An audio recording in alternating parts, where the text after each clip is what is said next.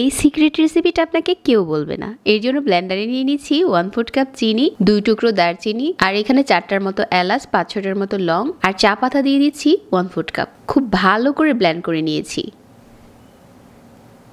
Blend করে নেওয়ার পর পাউডারটা এরকম মিহি হয়েছে, খুব ভালো করে গুঁড়ো হয়েছে।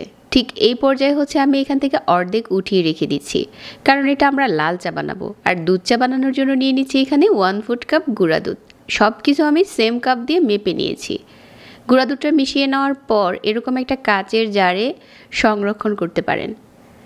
এটা হয়ে গেল আপনার ইনস্ট্যান্ট মশলা চা, যেটাতে আর কিছুই দিতে হবে না, শুধু গরম পানিতে ঢেলে এই চাটা বানানো যাবে।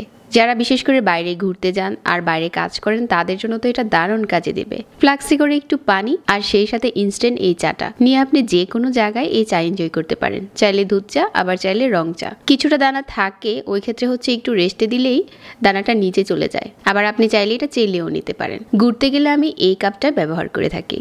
চায়ের টিপসটা যদি আজকে ভালো লেগে থাকে তাহলে পেজ ফলো করে রাখবেন।